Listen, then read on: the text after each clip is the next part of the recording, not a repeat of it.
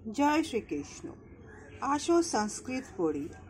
आज हमरा बांग्ला मीडियम छात्र क्लास 7 संस्कृत बोई संस्कृत स्वरूप থেকে कारक विभक्ति पाठ করছি।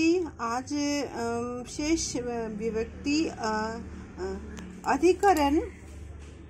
अधिकरण सप्तमी विभक्ति পড়ানো হচ্ছে।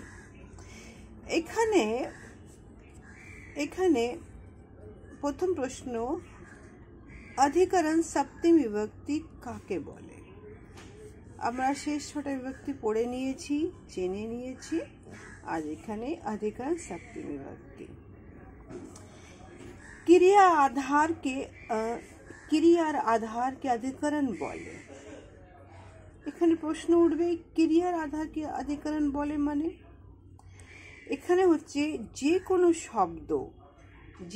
শব্দ যে ক্রিয়ার আধার অর্থাৎ স্থান, কাল, পাত্র সম্পর্কের সম্বন্ধে জানা হয় তাকে বলা হয় अधिकरण विभक्ति, अधिकरण कारक विभक्ति।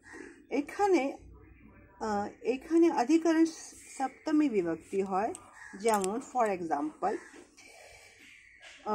জলে মাছ থাকে।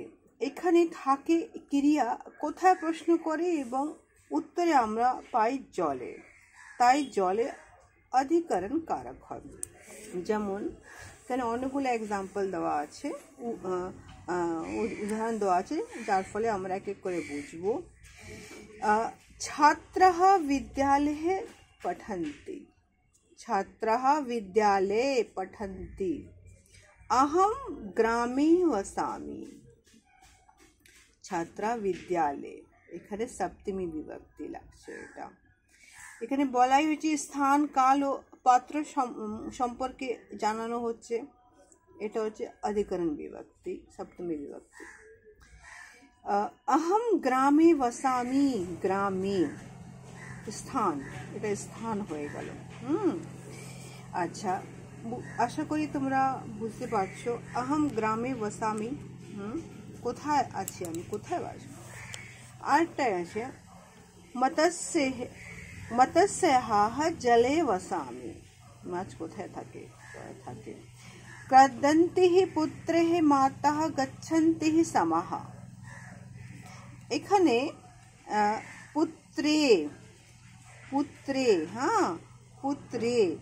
পাত্রর সম্বন্ধে জানানো হচ্ছে। পুত্রে अधिकरण सप्तमी विभक्ति।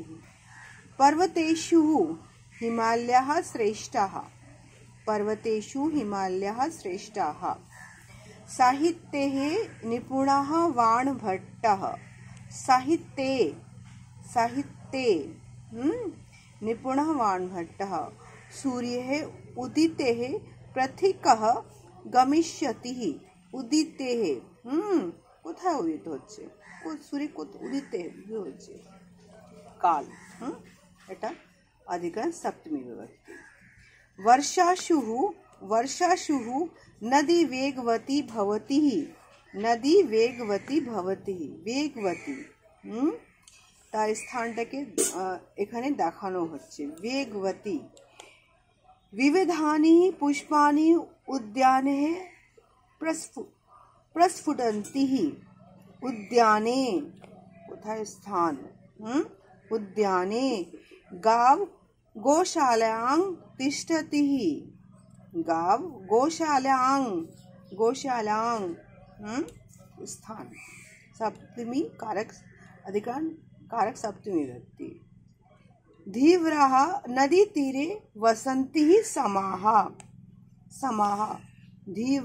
धीवराः नदी तीरे স্থান কোথায়, ক্রিয়া কোথায় হচ্ছে অর্থাৎ ক্রিয়ার আধার কোথায়, নদী তীরে। विहंगः वृक्षशाखायां कुज्जन्ति। विहंगः वृक्षशाखायां कुज्जन्ति। কোথায় সারা আওয়াজ করছে, চার্পিং করছে। বৃক্ষশাখায়া স্থান। বুঝতেই পারছো আমি এটাকে এক্সপ্লেন করলাম। अधिकरण सप्तमी विभक्ति। আজকে আমাদের কারক বিভক্তি পাঠ এখানেই সমাপ্ত হচ্ছে। আগামী ব্লগে আরেকটি ক্লাস নিয়ে আসবো, তখন আমরা এখানে প্রভাত বর্ণম নবম পাঠ পড়ব। তার জন্য তোমরা সবাই প্র্যাকটিস করো। জয় শ্রীকৃষ্ণ।